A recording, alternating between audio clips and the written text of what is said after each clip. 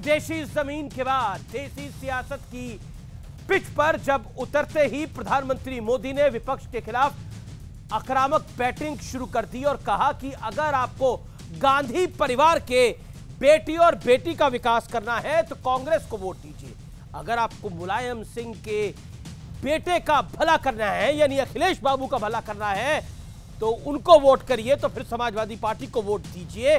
लेकिन अगर आपको अपने बच्चों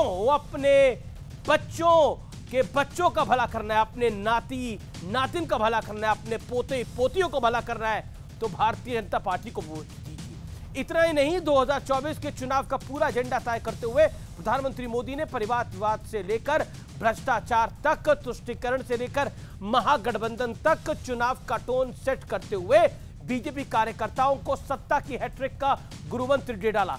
तो दूसरी तरफ विपक्ष का आरोप है कि बेरोजगारी, गरीबी और महंगाई के मोर्चे पर सरकार फेल है, इसलिए ध्रुवीकरण का एक अथक प्रयास कर रही है। लेकिन बड़ा सवाल है कि पीएम मोदी ने जो मुद्दे उठाए, क्या विपक्ष उसकी काट ढूंढ पाएगा? आज इसी पर होगी देश की सबसे बड़ी पॉलिटिकल बहस। परिवार और भ्रष्टाचार पर दोहरा वार, आज का आर पार इसी पर।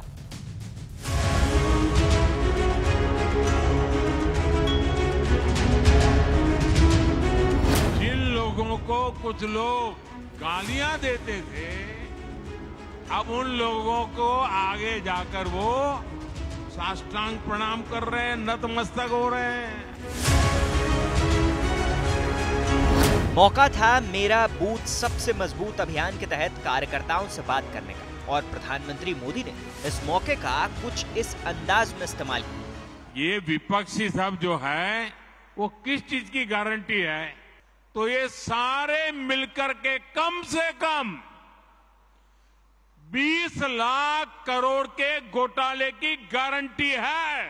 अगर उनकी घोटाले की गारंटी है तो मोदी की भी एक गारंटी है,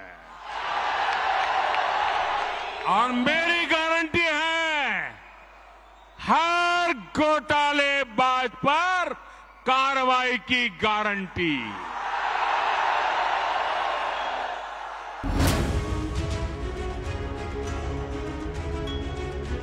प्रधानमंत्री मोदी ने बिना नाम लिए राहुल गांधी पर भी निशाना साधा। जो जमानत पर चल रहे हैं, जो घोटालों के आरोपी हैं, ऐसे लोग उन लोगों से जाकर मिल रहे हैं जो सजा काट रहे हैं या जेल में से अनुभव लेकर के आए हैं। आपको गांधी परिवार के बेटे बेटी का विकास करना हो तो फिर कांग्रेस को वोट दीजिए। आपको मुलायम सिंह जी के बेटे का भला करना है तो फिर समाजवादी पार्टी को वोट दीजिए। अगर आप लालू परिवार के बेटे बेटियों को उनका भला करना चाहते हो तो आरजेडी को वोट दीजिए। अगर आपको अपने परिवार के बच्चों का भला करना है तो आप वोट भाजपा को दीजिए। चुनाव की किश्ती आपकी डूब रही है तो आप ध्रुवीकरण चाहते हो, सिर्फ ध्रुवीकरण और कुछ नहीं, और कोई सहारा नहीं है आपके पास। यानी 24 के फाइनल का रोड मैप तय हो चुका है। जहां एक और विपक्ष मोदी को मिलकर घेरने की तैयारी कर रहा है, तो पीएम मोदी ने बता दिया कि अब की बार यूसीसी, मुसलमान, भ्रष्टाचार और परिवार पर होगा प्रहार। तब वक्त है आर पार के सुप्रसिद्ध विश्लेषण का। मैं आपको एक एक करके आज पर आर पार का विश्लेषण दिखाऊंगा। मोदी के शब्द बाणों का विश्लेषण। परिवारवाद, एक तरफ राहुल गांधी, दूसरी तरफ तेजस्वी यादव, अखिलेश यादव, उद्धव ठाकरे, एमके स्टालिन, शरद राव पवार, सुप्रिया सूले, ममता बनर्जी, अभिषेक बनर्जी। यानी आप एक सिरे से देखेंगे तो उद्धव ठाकरे से लेकर राहुल गांधी तक, ठाकरे परिवार से गांधी परिवार तक परिवारवाद की बेला है, और लगभग इस देश की हर परिवारवादी पार्टी मोदी के खिलाफ है। दूसरी तरफ भ्रष्टाचार, जहां पर सोनिया गांधी, राहुल गांधी, लालू प्रसाद यादव, हेमंत सोरेन, आम आदमी पार्टी, अरविंद केजरीवाल इन सब पर बड़े बड़े आरोप हैं और इन पर सीधा हमला है। वोट बैंक मुस्लिम यादव, मुस्लिम दलित, पिछड़ा दलित, अल्पसंख्यक जैसे समीकरण वाले दावों पर प्रहार है। और उसके बाद सबसे बड़ी बात तुष्टीकरण, ममता बनर्जी, अखिलेश यादव, ओवैसी और कांग्रेस पर इस पर चोट करने का प्रयास किया है। लेकिन बड़ा सवाल है कि मोदी के तर्कश से निकले तीर का सामना कर पाएगा विपक्ष, क्योंकि नरेंद्र मोदी ने इस लाइन को बहुत बड़ा कर दिया है। नरेंद्र मोदी कहते हैं कि अगर आप गांधी परिवार का विकास चाहते हो तो कांग्रेस को वोट करो, अगर आप सपा परिवार का विकास चाहते हो यानी मुलायम सिंह यादव एंड फैमिली का विकास चाहते हो तो फिर समाजवादी पार्टी को वोट करो, अगर आप ठाकरे एंड फैमिली का विकास चाहते हो तो फिर आप उद्धव गुट को वोट करो, और अगर आप देश का विकास चाहते हो तो फिर बीजेपी को वोट करो। मेरे साथ रोहन गुप्ता कांग्रेस पार्टी के नुमाइंदे जुड़ रहे हैं, भारतीय जनता पार्टी से गौरव भाटिया है, पेशी से वकील भी है, अजीज खान है, प्रवक्ता समाजवादी पार्टी के। आप तीनों का अभिनंदन है। मैं एक बड़ा फेस ऑफ करता हूं, पहले मैं 60 सेकंड का समय आप तीनों को दूंगा। सबसे पहले रोहन गुप्ता, आपका नंबर आता है।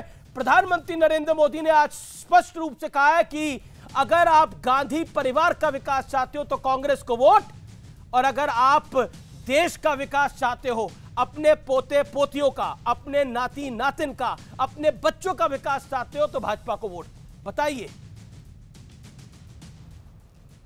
देखिए, मुझे लगता है कि भाजपा और प्रधानमंत्री के भाषणों पे जनता भरोसा नहीं करती, इसका ट्रेलर हमने कर्नाटका देख लिया।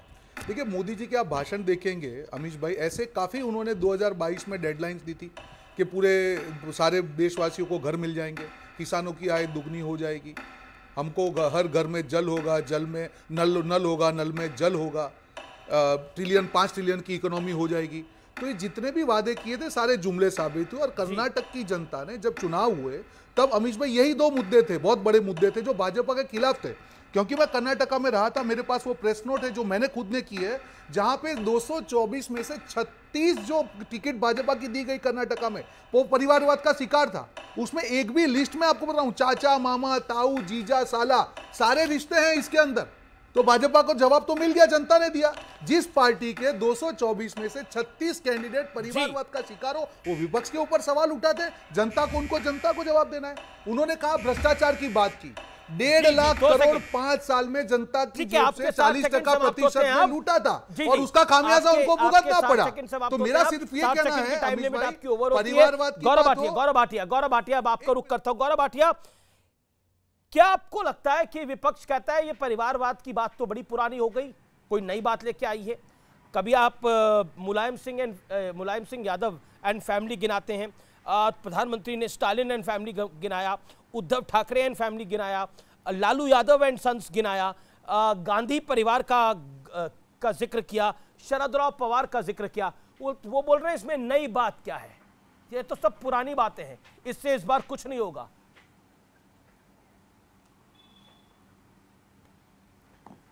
सबसे पहले तो देखिए अमीश जी, एक बात जरूर कहूंगा, देश गौरवान्वित होता है जब उसको पता है कि उसके पास श्री नरेंद्र मोदी जी जैसा ईमानदार, कर्तव्यपरायण, निष्ठावान, मेहनती, जो वंशवादी नहीं है, ऐसा प्रधानमंत्री है। और एक गारंटी वो देते हैं, भारत आगे बढ़ेगा, विश्व पटल पर शिखर पर होगा। गारंटी देते हैं कि आम आदमी जो है मजबूत होगा। और दूसरी तरफ आज जो प्रधानमंत्री जी ने कहा, एक और गारंटी दी कि भ्रष्टाचारी बख्शे नहीं जाएंगे। अगर प्रधानमंत्री देश के ये कहते हैं कि भ्रष्टाचारियों को सजा होगी, तो Congress party, TMC, Samajwadi party, आम आदमी पार्टी, ये लोग क्यों थर-थर कांप रहे हैं? इन्होंने मान लिया है कि ये भ्रष्टाचारी हैं और इनकी तो गारंटी ही भ्रष्टाचार, परिवारवाद और तुष्टीकरण करने की है। मैं एक उदाहरण देता हूं, पूरे विश्व में ऐसा परिवार नहीं होगा राजनीतिक कोई जहां 3 सदस्य भ्रष्टाचार के आरोप पे बेल पे बाहर हो। सोनिया गांधी, राहुल गांधी, गौरव 60 सेकंड समाप्त हो गए। आगे मैं फिर आपको मौका दे दूंगा। मैं रुक करता हूं अजीज खान का। अजीज खान साहब, क्या आपको लगता है कि अगर यादव एंड फैमिली का विकास चाहिए, यानी मुलायम सिंह यादव एंड फैमिली का विकास चाहिए, तो सपा को वोट डालिए? प्रधानमंत्री ने लाइन बड़ी खोल दी है, क्या कहना चाहते हैं? जी जी जी नहीं, माननीय मोदी जी को लोग सुनते हैं, उन्होंने लाइन बड़ी खींची, इसमें कोई दो राय नहीं। 9.5 साल हो गए माननीय मोदी जी को प्रधानमंत्री हुए। उन्होंने देश का बड़ा विकास किया, इतना विकास कर दिया कि बुलेट ट्रेन चलने लगी, महंगाई खत्म हो गई, बेरोजगारी खत्म हो गई, 2 करोड़ नौकरी हर साल लोगों को मिल गया। भाई सारे वादे तो पूरे कर लिए। भाई विपक्ष तो गड़बड़ ही है, विपक्ष ने तो जो कुछ किया उसको भुगत रहा है। आपने जो वादा किया था अच्छे दिन आएंगे, कहां गए अच्छे दिन? आप तो जनता के लिए काम कर रहे थे ना। अगर जनता के लिए काम कर रहे थे तो जनता तो सड़कों पर है, आपके खिलाफ आंदोलन छिड़ रहा है। आज कहीं ना कहीं बेरोजगार जो है वो पूरी तरह से आपके खिलाफ आज प्रदर्शन कर रहा है, और उसके बाद आपके कान तक आवाज नहीं जा रही है। आज इसी मुल्क में, मणिपुर इसी मुल्क में है, क्या हो रहा है जी? एक शब्द आप अपने मुंह से नहीं बोल सकते। ये सब विकास है? आपके सत्ताधारी, आप पक्ष के लोग हैं, आपका विधायक धरना पर, आपका विधायक दिल्ली में लंबे वक्त से वहां पे लोग मिलने के लिए जी आपके 7 सेकंड कंप्लीट हो गए, आपको ऑडियो में डाउन कर रहा हूं। लेकिन आपने बोला कि इसमें नई बात क्या है, इसमें सब पुरानी बातें हैं। तो आप अभी भी तो यादव परिवार के साथ है, कांग्रेस गांधी परिवार के साथ है, डीएमके करुणानिधि एंड फैमिली के साथ है, ये तो स्पष्ट ही है, और RJD Lalu Yadav and family के साथ है। तो मतलब बात पुरानी होगी, लेकिन कहानी तो आपकी यही है अभी तक।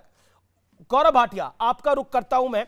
क्या आपको लगता है, जिस तरह से प्रमोद तिवारी ने बोला कि भारतीय जनता पार्टी हताश हो गई है, अब चला की बेला है, इसीलिए ये सब मुद्दे उठाए जा रहे हैं और इसीलिए पोलराइज किया जा रहा है? उन्होंने जो शब्द यूज किया, ध्रुवीकरण किया जा रहा है। उन्होंने बोला कश्ती डूब रही है। देखिए, अब कांग्रेस पार्टी ध्रुवीकरण पे प्रवचन देगी। हाँ, जिनके प्रधानमंत्री ने कहा लाल किले की प्राचीर से कि पहला हक मुसलमानों का है, तुष्टीकरण करते हुए। शाहबानो का केस याद है? सर्वोच्च न्यायालय ने 60 साल से ज्यादा की एक मुस्लिम महिला को भत्ता दिया, तो उसके खिलाफ एक पार्लियामेंट ने कानून पारित किया। और मैं इतना ही कहूंगा, अभी मैं सुन रहा था, देखिए सपा के लिए भी मैं कहूंगा, 2022 के चुनाव तो अभी 1 ही साल हुआ है। क्या हुआ? अखिलेश यादव मुंगेरी लाल बन के कह रहे थे 300 से ज्यादा सीटें आएंगी, आई नहीं ना। क्यों? मुहर लगी। और 2019 में सपा ने गठबंधन किया बसपा से, सीटें कितनी आई थी? 5 उत्तर प्रदेश में, 80 सीटें हैं लोकसभा की, 5 सीटें आई। और जहां आप कह रहे हैं, अभी कांग्रेस के प्रवक्ता ट्रेलर बता रहे थे, गुजरात में ऐतिहासिक जीत हुई, उत्तर प्रदेश में पुनः सरकार बनी, उत्तराखंड में पुनः सरकार बनी, इतिहास रचा, गोवा में बनी, असम में बनी, 2019 हम जीते, 14 हम जीते। तो आपने ट्रेलर की बात करी, हम तो ये मूवी आपको दिखा रहे हैं। मूवी का शीर्षक क्या है?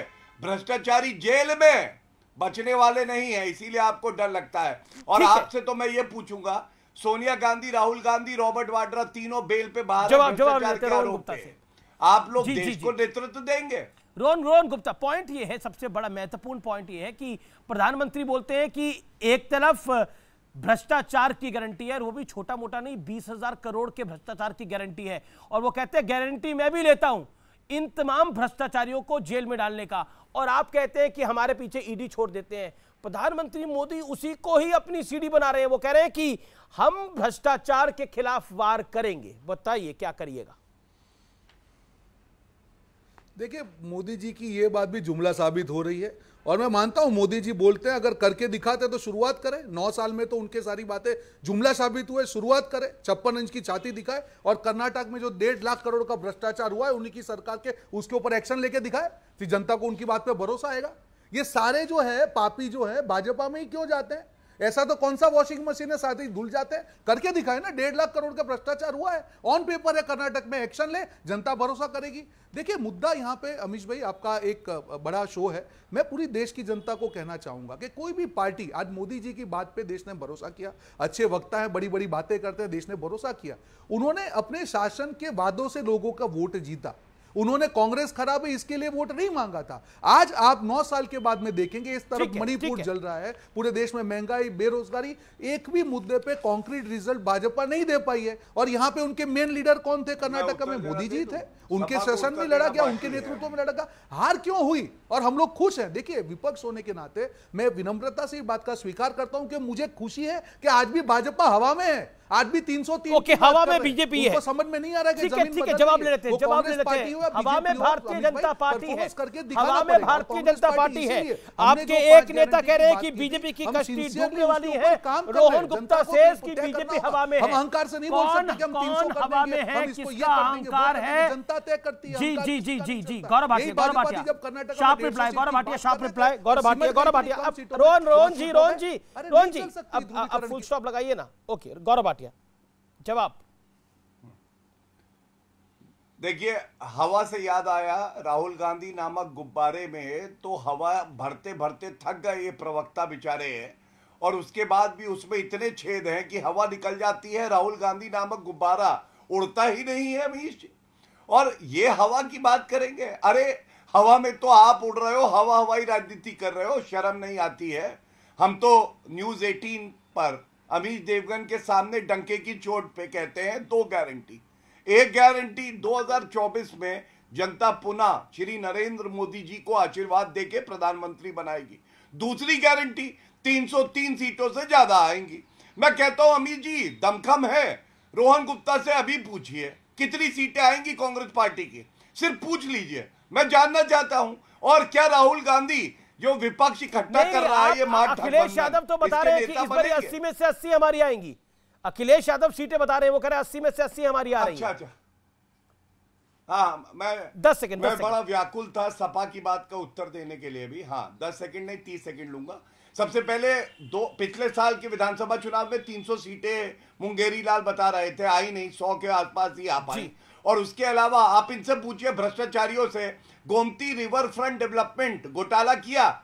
उसके अलावा आप इनसे पूछिएगा जरूर, जो मैं कहने जा रहा हूं, सफाई महोत्सव 2017 के बाद क्यों नहीं हुआ? सरकार गई, सफाई महोत्सव बंद हो गया। वहां दंगों में ऋतिक रोशन का डांस चलता था, आजम खान की भैंसें ढूंढी जाती थी। आप बताइए, क्या ऐसी पार्टी को कोई चुनना चाहेगा जो दंगा भी करवाए और उसके बाद कार्रवाई ना करे और सफाई महोत्सव करे? अजीज खान, जब नरेंद्र मोदी, इसका जवाब, जब नरेंद्र मोदी ये लाइन लेते हैं कि इन पार्टियों में सिर्फ परिवारवाद है और कुछ नहीं है, तो उसमें वो गलत क्या कहते हैं?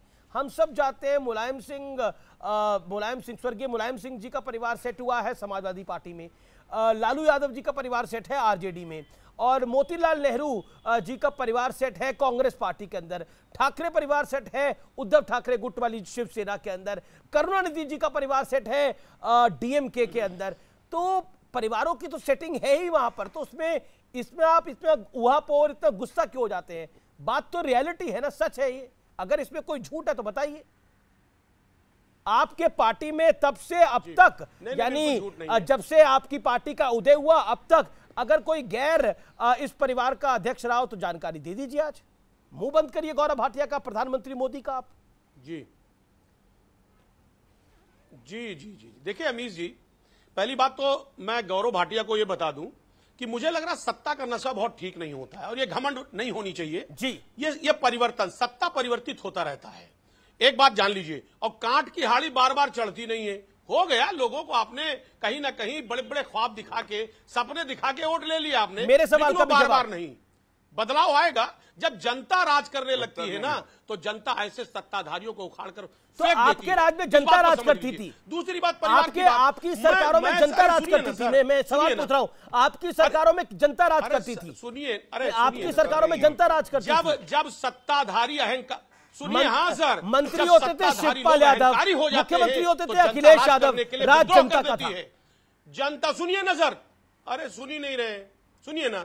जब सत्ताधारी शख्स अहंकारी हो जाता है, जिसको वो चुन के बनाता है, जो जनता चुन के बनाती है, तो ऐसे अहंकारियों को उखाड़ कर फेंक देती है और जनता राज करती है। ठीक है Gaurav Bhatia, 10 second. Gaurav, you made your point. एक बड़ी खबर आ रही है, एक बड़ी खबर आ रही है, बीजेपी ने ट्वीट करा है। Okay okay, Gaurav Bhatia 10 second. गौरव भाटिया 10 सेकंड।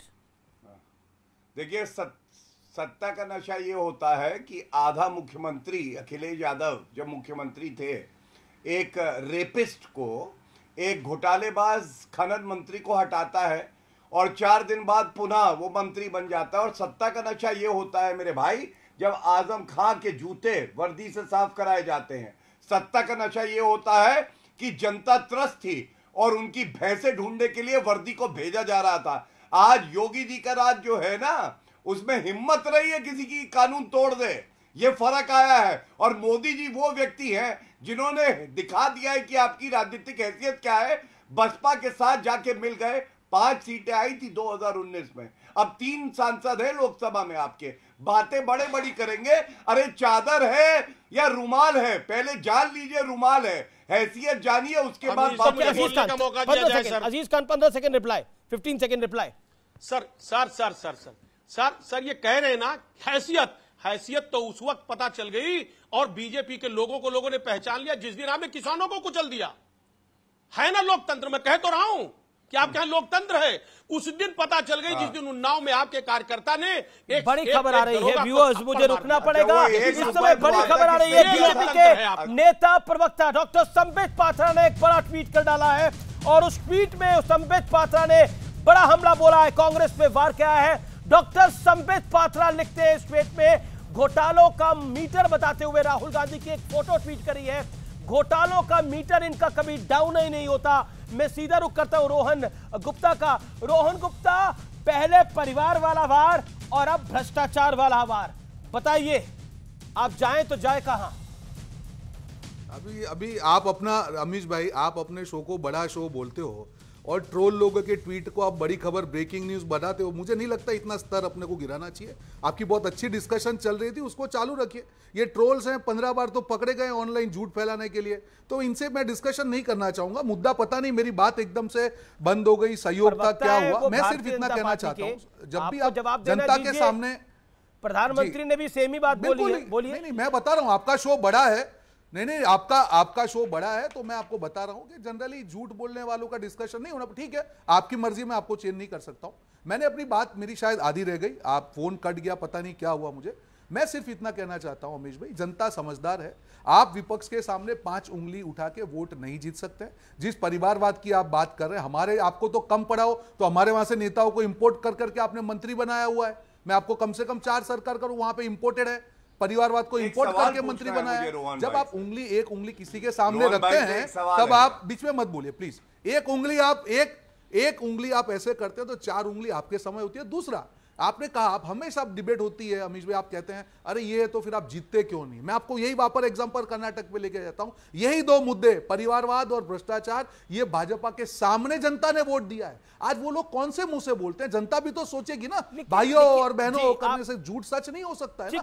जनता देख रही है, जो पार्टी ने 36 कैंडिडेट को 224 में से परिवारवाद का शिकार, उनके कार्यकर्ता जगदीश शेट्टर, लक्ष्मण सावड़ी जैसे कार्यकर्ता की टिकट काट के 36 लोगों को टिकट दी, और वो आज हम पे सवाल उठा रहे हैं जिन्होंने 1.5 लाख 40% जीते हैं। तो परिवारवाद के जितने भी आरोप लगा लो, भ्रष्टाचार के कोई भी आरोप लगा लो, कोई फर्क नहीं पड़ता।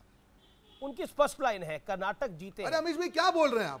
अमीश भाई आप जरा बात को करेक्ट कीजिए। आप पता है, मुझे लगता है स्पीड में जो है ना आप भूल जाते हैं चीजों को शायद, क्योंकि आप, मैंने क्या कहा, एक मिनट अमीश भाई, मैंने ये कहा कि कर्नाटक में परिवारवाद और भ्रष्टाचार ये भाजपा के 2 अनमोल रत्न थे। तो वही तो बोल रहा हूं मैं कि तो जरा मेरी बात को ठीक से सब बयानों के बाद भी हम जीते हैं, वही तो कह रहा हूं। जवाब क्या कहा आपने क्या कहा? आपने ये कहा कि फर्क नहीं पड़ता। फर्क पड़ता है, जनता को मालूम है क्या फर्क पड़ता है। तो मानिए नरेंद्र मोदी की बात का फर्क पड़ रहा है, फिर या तो उधर रहिए या इधर रहिए। तो बिल्कुल फर्क पड़ता है। तो नरेंद्र मोदी जी कर्नाटक की बात माने, अच्छा कर्नाटक की बात माने, वही तो बोल रहा हूं मैं, कर्नाटक का जनादेश स्वीकार करे। गौरव जी जवाब। देखिए अमीश जी, ऐसा है कि ये लोग जो चाहते हैं उस हिसाब से बात करते हैं, लेकिन सच्चाई क्या है ये लोग नहीं कबूलना चाहते हैं। क्या ये सत्य नहीं है? त्रिपुरा, मेघालय, नागालैंड 2023 में आपका क्या हुआ आप बताइए। गुजरात में क्या हुआ आप बताइए। उत्तर प्रदेश, उत्तराखंड, गोवा में आपका क्या हुआ? तो वो क्या था 2000? अरे छोटे प्रदेश आपने तो बताए थे ना, छोटे प्रदेश। जब हम त्रिपुरा, मेघालय, नागालैंड में जीते तो आपके अध्यक्ष जी कह रहे थे छोटे प्रदेश हैं। आज मणिपुर के बारे में आपकी वही सोच है क्या? शांत हो जाइए, बीच में मत बोलिए। मैं केवल इतना कहूंगा 2014, 2019 और आज प्रधानमंत्री जी ने भी ये बात उठाई कि ये लोग साथ आते हैं, 2019 में भी आए थे। अमीर जी, हश्र क्या हुआ? लीडर ऑफ ऑपोजिशन नहीं मिला पद कांग्रेस पार्टी को, क्योंकि अंदर दमखम नहीं है। मैं तो यहां चुनौती दे रहा हूं, यहां रोहन बैठे हैं, आप कह दीजिए राहुल गांधी नेतृत्व करेंगे विपक्ष का। नहीं जवाब ले लेते हैं। मैं पूछूंगा सीटें कितनी है, नहीं बता पाएंगे। शांत एक मिनट, मैं बात पूरी कर लूं फिर जवाब लीजिएगा। जनता ये भी सवाल पूछ रही है कांग्रेस की सीटें खुद की कितनी आएंगी? हो सकता है 10 सीटें ना आए इस बार। क्यों नहीं आएंगी मैं आपको बताऊं पूरा। अरे शांत, बीच में नहीं, शांत। आपकी बारी में तो मैं बोला नहीं था, मैं तो सवाल पूछ रहा था। मैं तो केवल ये कहना चाहता हूं, ये जनता का सवाल है, उत्तर दीजिएगा कि आम आदमी पार्टी, शांत हो जाइए, शांत हो जाइए। आम आदमी पार्टी के मनीष सिसोदिया गिरफ्तार हुए भ्रष्टाचार के आरोप पे, कांग्रेस ने कहा बहुत स्वागत करते हैं, उनके साथ बैठ गए, मतलब भ्रष्टाचारी है आप ना।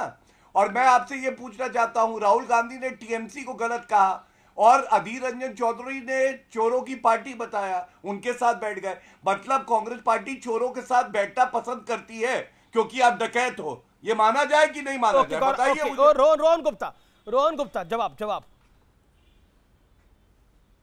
बिल्कुल, देखिए इनकी भाषा का जो प्रयोग है मैं उसका जवाब उनकी भाषा में नहीं देखूंगा, पर इतना जरूर कहूंगा कि जो भाजपा ने भस्मासुर बन के पूरे एनडीए को साफ कर दिया, जिनकी नंबर 2 सपोर्टर चार जो इंडिपेंडेंट एमपीज हैं वो उनके सेकंड सपोर्टर है, तो कौन से मुंह से आप साथ में लेके सबका बात कर? उन्होंने बात की, आप बीच में क्यों चुप हो? अरे एकदम सब निकाल देगी जनता, इतना अहंकार मत करो, बीच में मत बोलो। अरे भैया तुमने कितनी है ये बताओ ना, चुप करवा दीजिए क्या? अब चुप हो जाइए, अभी तो आप बीच में बोल रहे थे, अकेले 303 सीटें हैं या नहीं है?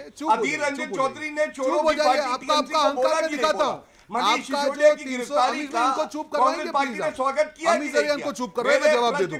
303 का अहंकार निकलने वाला है, 303 का अहंकार, ये तरीका नहीं है, ये तरीका नहीं है। मैं जवाब दे दूं उनका, इन्होंने 303 की बात की, इनका जो अहंकार है ना, ये जनता जनार्दन है। यहाँ पे शुरुआत हो चुकी है ट्रेलर की, ये जनता जनार्दन है, 100 के नीचे लेके आ जाएगा। इतना ऑमलेट बेचो, अंडे वादा पूरा किया आपने जनता का। आप कांग्रेस को गालियां देते हो, एक तरफ मणिपुर चल रहा है, एक बात हमारी बेटियां दिल्ली में बैठी हुई है, महंगाई बढ़ी हुई है, बेरोजगारी बढ़ी हुई है, एक वादा आपने पूरा किया है। मुझे लगता है कि ये डिबेट बाहर हो जाती है, विषय पे रहना चाहिए। एक रोहन, मैं प्रधानमंत्री को कोट कर रहा हूं, आपको गांधी परिवार के बेटे बेटी का विकास करना है तो कांग्रेस का वोट दीजिए। प्रधानमंत्री मोदी ने एक सवाल उठाया है और प्रियंका गांधी वाड्रा, राहुल गांधी और सोनिया जी तीनों कांग्रेस के अंदर हैं, तो क्या आपको लगता नहीं है कि जो प्रधानमंत्री मोदी ने बात बोली है उसको कैसे आप लोग काउंटर करेंगे? मैं कांग्रेस के लिहाज से पूछता हूं, भूल जाइए थोड़ी देर के लिए स्टालिन, लालू यादव, मुलायम सिंह यादव या बाकी परिवारवादी पार्टियां, लेकिन कांग्रेस की बात करिए। रिप्लाई मुझे बताइए अमीश भाई, आज किसी पार्टी में आप काम करते हैं, ठीक है, राहुल जी भी उस पार्टी में है, प्रियंका जी भी और सोनिया जी भी है। आज राहुल जी तो सांसद भी नहीं है, फिर भी मोदी जी को उनके खिलाफ बोलना पड़ रहा है, तो कौन जन नेता है वो आपके सामने है। सोनिया जी आज अध्यक्ष भी नहीं है, पुरानी हमारी पूर्व अध्यक्ष हैं, उनके बारे में बोलना पड़ता है। प्रियंका गांधी जी भी आज सांसद नहीं है, आज उन्होंने कर्नाटक में प्रचार किया जहां पे हमको अच्छी सीट मिली, तो बोलना क्यों पड़ रहा है? आज कोई पद पे नहीं है, ये 3 लोग कांग्रेस पार्टी को मदद कर रहे हैं, तो कौन सा परिवारवाद हुआ भाई साहब? परिवारवाद तो ये है जो आप एमपी के हमारे एक जो नेता है उनको पकड़ के लेगा और मंत्री बना दिया, तब परिवारवाद नहीं है। राजनाथ सिंह के बेटे जो होते हैं तब परिवारवाद नहीं है। मैं आपके 50 नेता का नाम लेता हूं, नहीं सुनिए, प्रियंका गांधी वाड्रा ने कर्नाटक में चैलेंज के साथ बोलता हूं कि क्या भाजपा का परिवारवाद प्रदर्शन करा, लेकिन यूपी की वो प्रभारी थी, यूपी में एको सीट आई है, अब वहां पे प्रदर्शन कैसा है इसकी भी जिक्र होना बिल्कुल चाहिए। बिल्कुल जिम्मेदारी उसमें क्या हुआ? आज कई बार आप काम लेकिन आप एक सेकंड लेट गौरव रिप्लाई। गौरव बोलिए, उनके परिवार देखिए मेरे प्रश्नों का उत्तर तो कांग्रेस पार्टी के प्रवक्ता के पास परिवारवाद, गौरव भाटिया आप भी परिवारवाद का जवाब दीजिए, शांत, आप भी परिवारवाद की बात का जवाब दीजिए, जो बात रोहन ने बोली। थोड़ा समय दे दीजिए, बिल्कुल दूंगा। इन्होंने कहा कि प्रधानमंत्री जी ने क्यों गांधी परिवार, राहुल गांधी का जिक्र किया। अरे भ्रष्टाचार की जननी, भ्रष्टाचार का पर्याय गांधी परिवार ही तो है। और आप इतनी अहमियत देते हैं उस अपरिपक्व बालक को। आप बताइए, नीतीश कुमार प्रेस कॉन्फ्रेंस कर रहे थे, वहां खड़गे जी और राहुल गांधी थे। खड़गे जी अध्यक्ष हैं, अमित जी पलटे और बोले राहुल गांधी से, मैं बोल लूं राहुल जी, मैं बोल लूं पहले। अरे अध्यक्ष पूछता है दूसरे लीडर से। अगर आपकी पार्टी में परिवारवाद इतना है कि अध्यक्ष का सम्मान नहीं है, भाषा से डिबेट को डिटेल करते हैं। शांत कराइए, ये क्या तरीका है? शांत कराइए, कौन सी भाषा का प्रयोग कर रहे हैं? शांत कराइए, नहीं, आप अपने मुद्दे पे बात कीजिए ना, जनता आपको देख रही है। शांत कराइए और मैं, आप अपनी इज्जत को कम मत करिए। मुद्दे पे बात ऑलरेडी बर्बाद हो चुके हैं आप लोग, आपकी कोई इज्जत नहीं है, आप मत करिए। ऑब्जेक्ट कर रहा हूं, कोई बर्बाद ना हो, लोकतंत्र आबाद हो। आप अपनी भाषा का प्रयोग ठीक से कीजिए। अच्छा, मैंने कभी आपके नेता के बारे में खराब क्यों गौरव भाटिया बर्बाद हो? चाहूंगा कि आप अपनी भाषा को संयमित तरीके से उपयोग करें। आपने मुद्दे पे बात कीजिए please. Okay, Gaurav Bhatia 10 second reply. Bharatiya Janata party ने यह सिखाया है कि अगर गौरव भाटिया के बर्बाद होने से देश आबाद होता है, सिखाया है, तो गौरव भाटिया बर्बाद यही हो सिखाया जाए। लेकिन गांधी परिवार ने यह सीखा है। अब गौरव भाटिया बर्बाद नहीं हो रहा, पार्टी को बर्बाद कर रहा है। अपनी भाषा से गलत बात है। ब्रेकिंग न्यूज है, जैसा मैंने आपको वादा किया था, गृह मंत्री से मिले हैं देश के कानून मंत्री अमित शाह से मिले हैं अर्जुन राम मेघवाल, और अटकलें लगाई जा रही हैं यूसीसी के मुद्दे पर। चर्चा की भी खबर है, इस समय की बड़ी ब्रेकिंग स्टोरी है।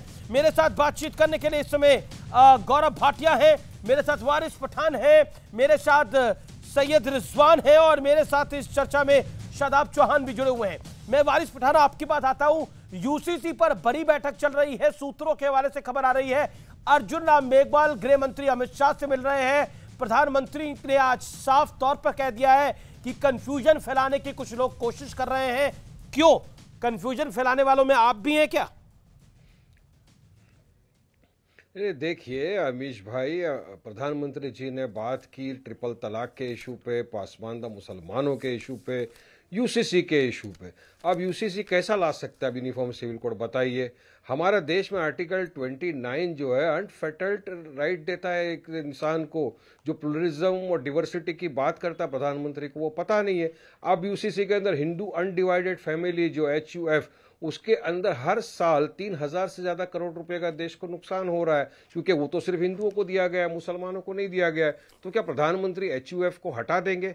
किस तरह से हटाएंगे? प्रधानमंत्री वही तो कह रहे हैं कि आप समान नागरिक संहिता के नाम पर भड़का रहे हैं। नहीं, भड़का नहीं रहे, हम लोगों को जगा रहे हैं। जब लोगों को जगाना और रियलिटी समझाना क्या भड़काने को बोलते हैं?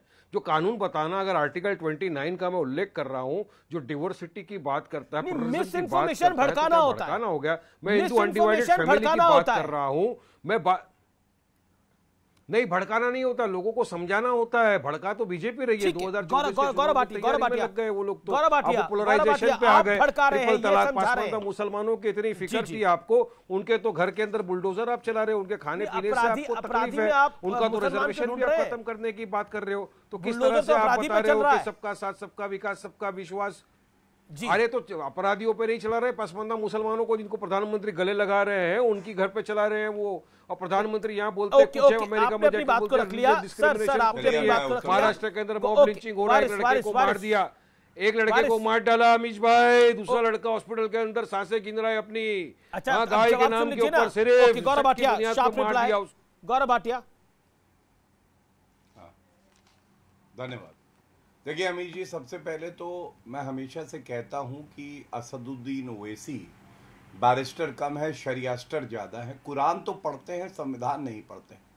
और ये यहाँ प्रवक्ता महोदय बैठे हैं, इन्होंने एक बार मुंह से गणपति बप्पा मोरया बोल दिया था, 1.5 साल गायब हो गए थे। और इतने बड़े ये संविधान के ज्ञाता हैं, लॉयर हैं, बताते हैं, कह रहे हैं मोदी जी को संविधान नहीं पता है। अरे अगर कोई एक व्यक्ति है जिसने संविधान को हमेशा मूल भावना को सम्मानित किया है, आगे बढ़ाया है, अनुच्छेद 370 हटाना हो या और हो, वो नरेंद्र मोदी जी है। मैं आपसे पूछना चाहता हूं, अनुच्छेद 44 क्या कहता है, पता है आपको? अनुच्छेद 44 कहता है शायद भारत में यूनिफॉर्म सिविल कोड होना चाहिए। शांत हो जाओ बेटा, शांत, अभी शांत, अच्छा नहीं लगेगा, बीच में मैं नहीं बोला था। अरे सुनो बेटा, आर्टिकल 29 तो पढ़ लो। आप प्रधानमंत्री लॉयर बहुत अच्छी बात कोर्ट के, सुप्रीम कोर्ट के वकीलों के आर्टिकल 29 को नहीं मानते, क्या बात है? पर क्या बात है गौरव भाटिया अच्छा, साहब? आर्टिकल 29 क्या कहता है बताओ? राइट, आर्टिकल 29 क्या कहता है? फंडामेंटल राइट की बात करता है। क्या कहता है? Unfettered protection of interest of minorities की बात करता है। Any section of the citizens deciding in territory part of living distinct language people culture of its own shall have the right to conserve the state. इसका धज्जियां उड़ा देंगे आप। HUF का क्या करेंगे? मैं बताता हूं, सुनिए। एचयूएफ का क्या करेंगे? षड्यंत्र रचते रहेंगे आप लोगों की वजह से बीजेपी। लेकिन मैं इस चर्चा को पठान गायब, मैं अपनी बात पूरी कर लूं। जी गौरव भाटिया 30 सेकंड में अब अपनी बात पूरी करूंगा। जी 30 सेकंड। धन्यवाद।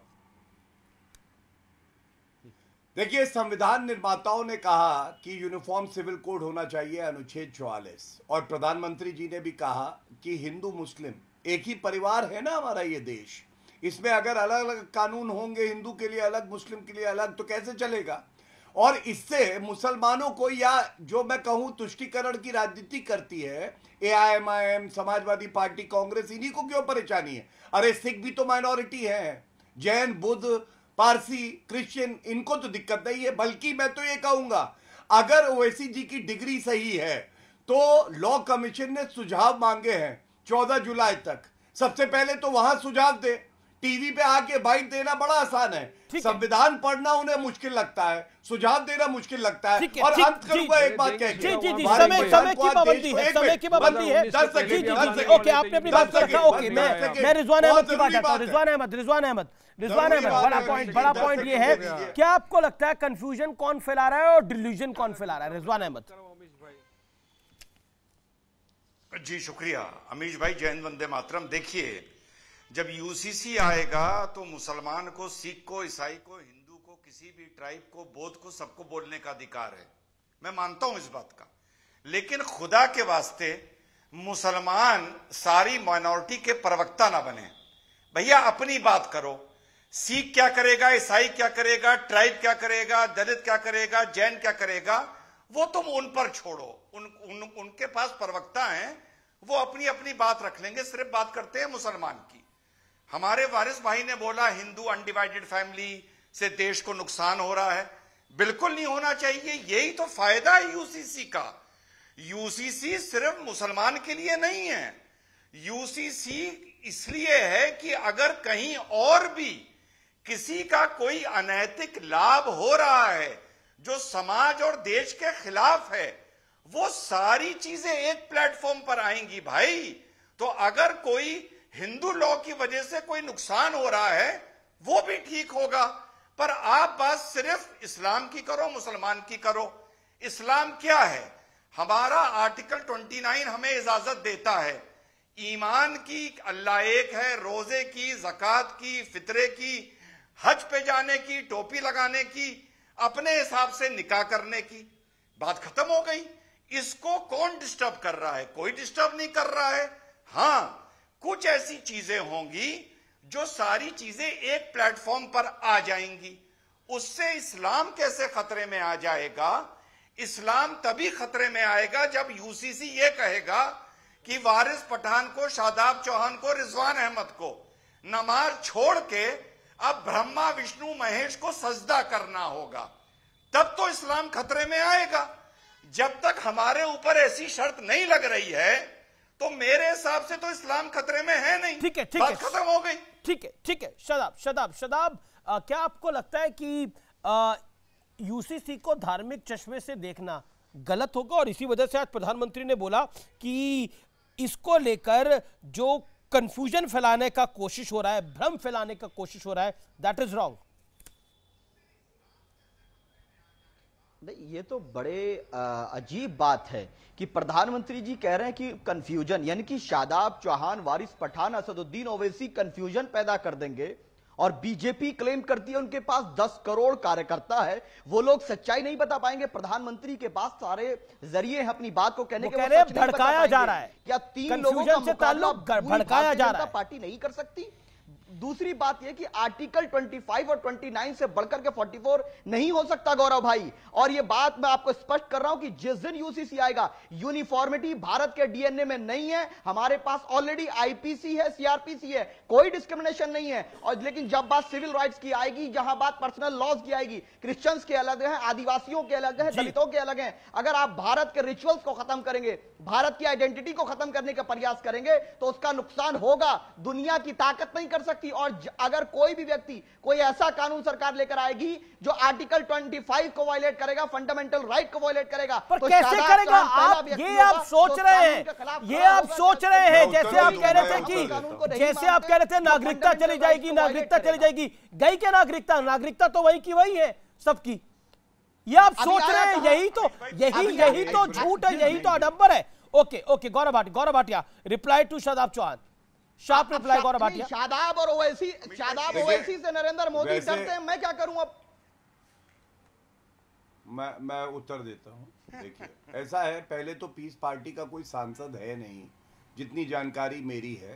तो ये बेगानी शादी में अब्दुल्ला दीवाना वाली बात है। लोकसभा के चुनाव की बात हो रही थी, भाई साहब का कोई वजूद ही नहीं है। दूसरी बात, ये शादाब चौहान यहाँ बैठे हैं, भारत की आइडेंटिटी खतरे में आ जाएगी बात करते हैं।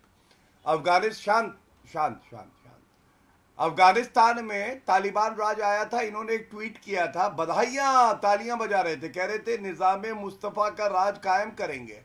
अरे भारत की जो पहचान है, संस्कृति है, भाईचारा है, रिजवान भाई बैठे हैं मेरे यहाँ भाई, उसको तो आप चाहते हैं बदलना, आप तो निजामे मुस्तफा चाहते। तीसरी बात, मेरे छोटे भाई है, मुझे नहीं पता इनकी शादी हुई, निकाह हुआ या नहीं हुआ। आपकी अगर बीवी है और अगर नहीं है तो मैं कहूंगा जो आपके संबंधी है वो बहन आए और आपसे कहे मैं 4 शौहर रखूंगी एक ही घर के नीचे छत पे, आप मान जाओगे? आप संविधान की बात कर रहे हो ना, 4 शौहर रखेगी कोई आपकी जानने वाली मुस्लिम जो हमारी बहन है, आप मान जाओगे? तो क्यों चाहते हो भाई कि वो 3 बीवियां और रहे और वो बहन बुलाए उसे?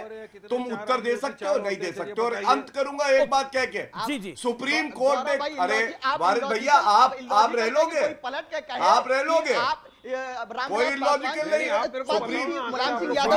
सब बोलेंगे तो कैसे सब बोलेंगे तो कैसे? शदाब और वारिस में से एक बोले। ओके, शदाब और वारिस में से तो एक बोले कम से कम। ओके अमीश भाई 30 सेकंड नहीं मैं दूंगा आपको, रिजवान मैं आपको 40 सेकंड दूंगा, लेकिन वक्त के साथ। Okay Shadab 30 second, Shadab 30 second.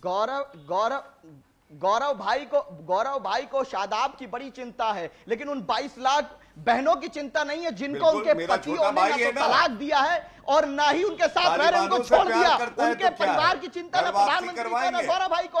उसमें से एक हमारे गुजरात वाली भी है, उनका बड़ा सम्मान करता हूं, यही बात करना चाहते। नहीं, अगर आपकी बीवी हो और कहे कि 4 शौहर रखूंगी, 30 सेकंड का ऑडियो डाउन, कल्चर का प्रोटेक्शन आप नहीं छीन सकते। आप इतने बड़े नहीं हुए हो जो बाबा साहब मैंने तो एक सवाल पूछा। Audio down. Okay, Rizwan Ahmad 30 seconds. Amish भाई देखिए, वारिस भाई मेरे भाई हैं, शादाब मेरा छोटा भाई है, कहा सुनी अपनी जगह। अभी शादाब ने बोला, वारिस भाई ने भी बोला कि कोई दुनिया की ताकत ये नहीं कर सकती।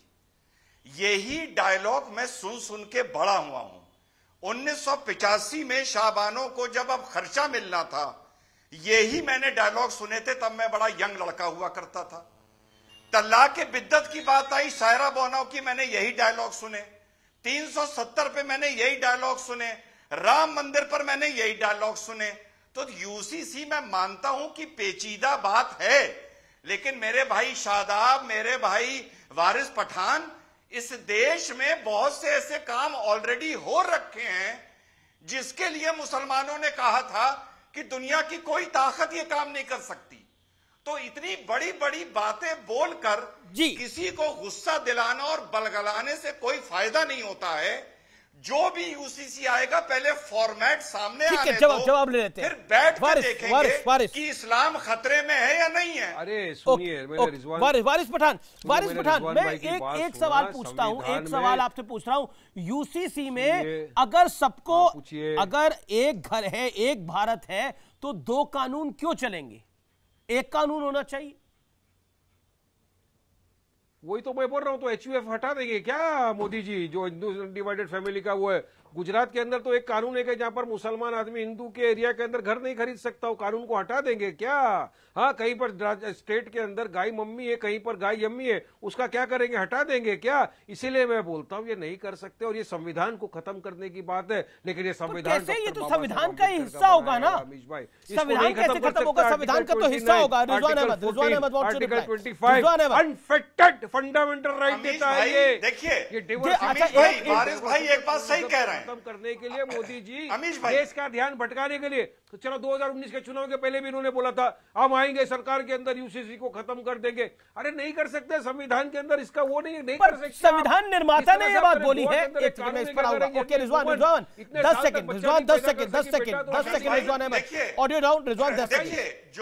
जो अमीश भाई जो वारिस भाई बात बोल रहे हैं वो अपनी जगह सही है और वो फॉर्मेट आने के बाद पता चलेगा। ऐसा नहीं हो सकता कि यूसीसी सिर्फ मुसलमान को टारगेट करेगा, ऐसा बिल्कुल नहीं हो पाएगा। यही मैं इनको समझा रहा हूं, जिसकी जहां भी जो कमी है, अगर कोई कानून हिंदुओं के लिए भी है लेकिन आज की तारीख में वो इंप्लीमेंट होने में परेशानी है, तो यूसीसी में उसको भी तो लाया जाएगा ना। ये कौन कह रहा है कि सिर्फ शरीयत को यूसीसी में लाया जाएगा भाई? ओके वारिस पठान इस बात का जवाब। और संविधान निर्माता बाबा साहब अंबेडकर भी तो चाहते थे यूसीसी हो, कॉमन सिविल कोड हो। नहीं, बाबा साहब अंबेडकर के संविधान का ही मैं उल्लेख कर रहा हूँ। आर्टिकल 14, 25, 29 बाबा साहब अंबेडकर चाहते थे कि नई यूसीसी हो कि नहीं हो, इक्वालिटी का, जो अनफेटेड सेक्युलर। सुनिए, यूसीसी लाने से सिर्फ और सिर्फ हिंदुओं का ही भला करने वाले, मुसलमानों के जितने राइट्स टाइटल है ये सबको खत्म करने की आपका प्रोपेगेंडा है। राइट दिया है मुझे, मेरा प्रैक्टिस करने का जो अधिकार दिया है वो आपको क्या मालूम है अमीश भाई? अभी आप हिंदू की चिंता कर रहे थे, अभी आप आदिवासी की चिंता कर रहे थे, अभी आप बौद्ध जैन की चिंता कर रहे थे, अब आप अपने एजेंडे पे आ गए। अब आप अपने एजेंडे पे आ गए। देखिए मुसलमानों के राइट्स खत्म हो जाएंगे, ऐसा नहीं है। किसी चीज को सरल ढंग से समझेंगे तो उसमें उतनी पेचीदगियां नहीं आपको दिखाई देंगी। लेकिन कंफ्यूजन अगर फैलाना मकसद है तो फिर, और राजनीति करना मकसद है तो फिर जायज है। लेकिन अब बात ब्लूटूथ कनेक्टिविटी की, यानी ब्लूटूथ कनेक्टिविटी वाले इस दौर की, प्रधानमंत्री मोदी के कम्युनिकेशन वाले कनेक्शन की इस वक्त आप दो तस्वीरें देख रहे हैं। एक तस्वीर तब की है जब अमेरिकी संसद में प्रधानमंत्री मोदी का संबोधन हो रहा था। वहां के लॉ मेकर्स पीएम मोदी के साथ सेल्फी लेने के लिए बेहद उतावले थे। हर कोई पीएम मोदी का ऑटोग्राफ पाना चाह रहा था। और दूसरी तस्वीर आज भोपाल की है, जहां पीएम मोदी ने बीजेपी के कार्यकर्ताओं के साथ एक संवाद किया। दोनों जगह पीएम मोदी को सुनने वाले लोग काफी एक्साइटेड दिखे और डिफरेंट भी थे। हालांकि दोनों जगह एक दूसरे से अलग है, दोनों जगह की ऑडियंस भी एक दूसरे से बिल्कुल अलग है। लेकिन प्रधानमंत्री मोदी की कम्युनिकेशन स्किल्स का इंपैक्ट दोनों जगह एक जैसा रहा। अमेरिका में जो लोग प्रधानमंत्री को सुन रहे थे और उनके सम्मान में 15 बार उन्होंने स्टैंडिंग ओवेशन दिए, 80 बार तालियों से उनके भाषण की तारीफ करी, वो भारतीय जनता पार्टी के कोई कार्यकर्ता नहीं थे बल्कि अमेरिका के संसद सांसद थे। जबकि भोपाल में प्रधानमंत्री ने जिन लोगों के साथ संवाद किया वो विशुद्ध रूप से बीजेपी के कार्यकर्ता थे। लेकिन जैसे एक ब्लूटूथ ईयरफोन, मोबाइल, लैपटॉप और टीवी सभी के साथ काम कर सकता है, शायद उसी तरह नरेंद्र मोदी की संवाद क्षमता भी कुछ ऐसी ही है। वो हर किसी के साथ कनेक्ट हो जाते हैं। एग्जाम्पल के तौर पर जब प्रधानमंत्री मोदी अमेरिकी संसद में थे तो वो भाषण दे रहे थे तो उन्होंने अमेरिकन ड्रीम की बात की। ये महज एक शब्द नहीं है बल्कि अमेरिकन्स के जीवन जीने की एक फिलॉसफी है। दूसरी ओर उन्होंने भारत में जब भारतीय जनता पार्टी के कार्यकर्ताओं को भारी भरकम शब्दों का इस्तेमाल किए बिना बेहद सरल अंदाज में बता दिया कि 2024 में पार्टी का एजेंडा क्या रहने वाला है। यानी संवाद ऐसा जो सुनने वालों के दिल को छू जाए। Throughout your history, you embrace people from around the world and you have made them equal partners in the American dream.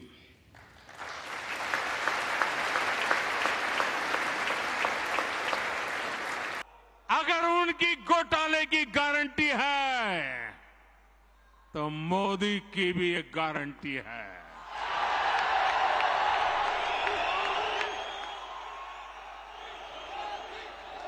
और मेरी गारंटी है हर घोटालेबाज पर कार्रवाई की गारंटी। प्रधानमंत्री मोदी के संवाद की एक खास बात यह है कि उनके भाषण में हल्की बातें नहीं होती, यानी जो बोलते हैं उसके मायने काफी गहरे होते हैं। इसके अलावा प्रधानमंत्री मोदी अपना कनेक्ट बनाने के लिए अक्सर स्थानीय भाषाओं और बोलियों का भाषण में इस्तेमाल करते हैं, जो बहुत महत्वपूर्ण अंग है उनके भाषण का। प्रधानमंत्री मोदी जिन लोगों से बात करते हैं उन्हें वो खास महसूस कराते हैं, उन्हें बताते हैं कि उनकी इंपॉर्टेंस क्या है। इसके अलावा पीएम मोदी के वर्ड प्ले भी काफी इंप्रेसिव होते हैं। पीएम मोदी की संवाद क्षमता का लोहा विपक्ष भी मानता है और कहता है कि प्रधानमंत्री मोदी की वाक कटुता का सानी कोई नहीं है। ये बहुत बड़ा एग्जाम्पल है, इसीलिए मैंने इसको ब्लूटूथ कनेक्शन के साथ जोड़ा, क्योंकि नरेंद्र मोदी का कनेक्शन भी हर किसी के साथ, हर वर्ग के साथ, अमेरिका से लेकर भारत में बीजेपी के कार्यकर्ताओं के साथ जोरदार तरीके से हो जाता है।